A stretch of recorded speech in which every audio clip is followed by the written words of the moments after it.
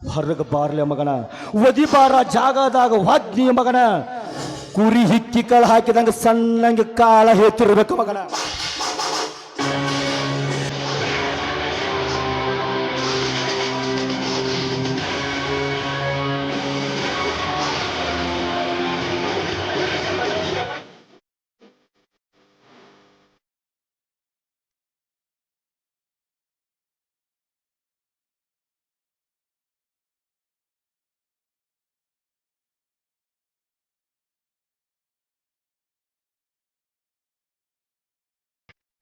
ಬೆನ್ನ ಹಿಂದೆ ಬಿದ್ದಿರೋ ಚಪ್ಪಲಿಗೆ ಕೊರವಾಗಿ ಹಾರ ಅಂತ ಹಾಕೊಳ್ಳೋ ನಾನು.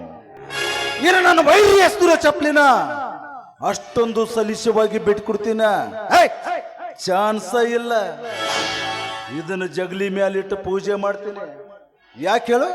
ಮುಂದೆ ಸರಿಯಾದ ಟೈಮ್ಗೆ ಸರಿಯಾದ ವ್ಯಕ್ತಿ ಕೈಯಾಗ ಕೊಟ್ಟು ಕಳಿಸ್ಬೇಕಲ್ಲ, ಕೊಟ್ಟು ಕಳಿಸ್ತೀನಿ.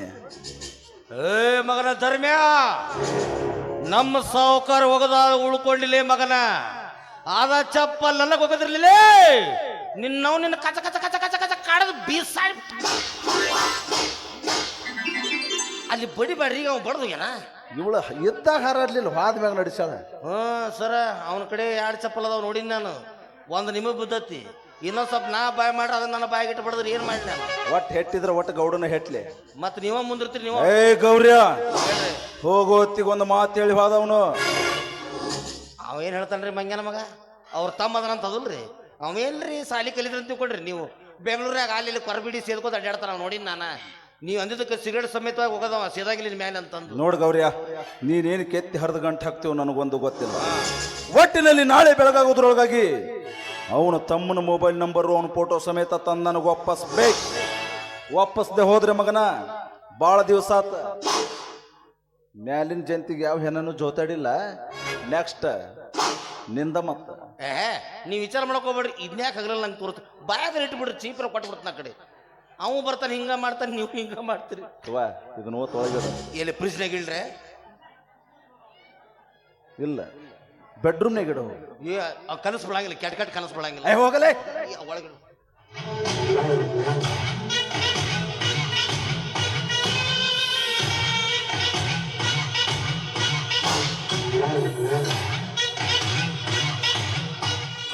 ಇದು ಭದ್ರಕೋಟೆ, ಇದು ಭದ್ರವಾದ ಕೋಟೆ, ಇದು ಶ್ರೀಕಾಂತ್ ಗೌಡನ ಕೋಟೆ.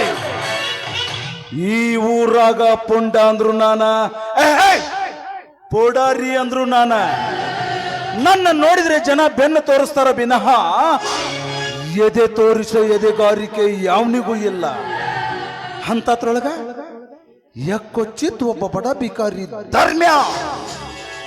ನಾನು ಒಂದು ಮಾತಾಡಿದ್ರ 10 ಮಾತಾಡಿ ಹೋದ.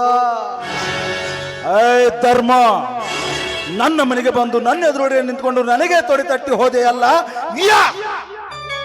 ಮೆಚ್ಚಲೇ ಬೇಕಲೇ ಮಗನ, ನಿನ್ನ ಗಂಡಸ್ತನನ ಇರ್ಬೇಕು. ಜೀವನದಾಗ ಒಬ್ಬ ಇರ್ಬೇಕು, ಆವಾಗ್ಲೇ ಈ ಜೀವನಕ್ಕೊಂಥರ ಥ್ರಿಲ್ ಇರ್ತೈತಂತ.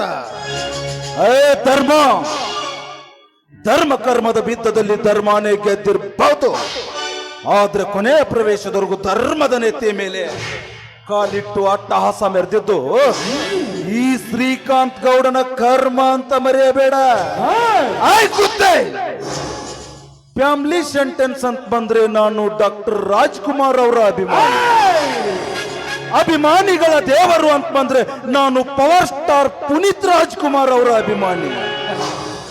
ಚಾಲೆಂಜಿಂಗ್ ನೇ ಚಾಲೆಂಜ್ ಆಗಿ ತೆಗೆದುಕೊಂಡು ಚಾಲೆಂಜಿಂಗ್ ಗೆಲ್ಲುವ ವ್ಯಕ್ತಿನೇ ನಾನು ಚಾಲೆಂಜಿಂಗ್ ಸ್ಟಾರ್ ದರ್ಶನ್ ಅವರ ಅಭಿಮಾನಿ.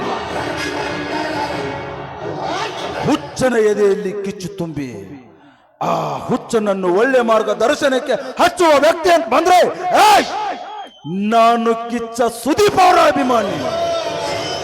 ನಾನ್ ಬರುವವರೆಗೂ ಮಾತ್ರ ಬೇರೆದವ್ರ ಹವ, ನಾನ್ ಬಂದ್ಮೇಲೆ ನಂದೇ ಹವ ಅಂದ್ರೆ ನಾನು ರ್ಯಾಂಕಿಂಗ್ ಸ್ಟಾರ್ ಯಶ್ ಅವರ ಅಭಿಮಾನಿ. ಹೊಡಿಯೋದು ಹೊಡಿತೀಯ, ಎದೆಗೆ ಹೊಡಿ, ಬೆನ್ನಿಂದಲ್ಲಲೇ.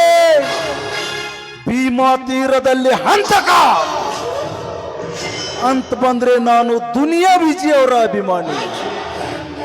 ಒಳ್ಳೆ ರಾಜಕಾರಣಿ ಅಂತ ಬಂದ್ರೆ ನಾನು ಅಟಲ್ ಬಿಹಾರಿ ವಾಜಪೇಯಿ ಮತ್ತು ಇಂದಿರಾ ಗಾಂಧಿ ಅವರ ಅಭಿಮಾನಿ.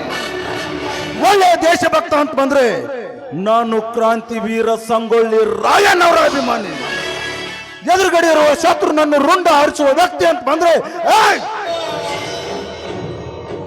ನಾನು ಛತ್ರಪತಿ ಶಿವಾಜಿ ಅವರ ಅಭಿಮಾನಿ. ಸಂವಿಧಾನ ಶಿಲ್ಪಿ ಅಂತ ಬಂದ್ರೆ ನಾನು ಡಾಕ್ಟರ್ ಬಾಬಾ ಸಾಹೇಬ್ ಅಂಬೇಡ್ಕರ್ ಅವರ ಅಭಿಮಾನಿ. ಆಯ್ತುತ್ತೆ, ಇಷ್ಟೆಲ್ಲ ಮಂದಿ ಅಭಿಮಾನಿ ನಾನಾಗಿದ್ದೀನಿ ಅಂದ್ರೆ ನಿನ್ನ ಅಭಿಮಾನಿ ಆಗದೆ ಇರ್ತೀನ ಮಗನ? ಆಯ್ತರ್ಮ, ನಿನ್ನಂತ ಗಂಡಸು ನನ್ನನ್ನು ಎದುರು ಹಾಕುವ ವ್ಯಕ್ತಿ ಅಂತ ಬಂದ್ರೆ ಏಯ್! ನಾನು ಮೇಲ್ಗಡೆ ಇರುವ ಬ್ರಹ್ಮನ ಕೈಯಲ್ಲಿರುವ ಯಮರಾಜನ ಅಭಿಮಾನಿ.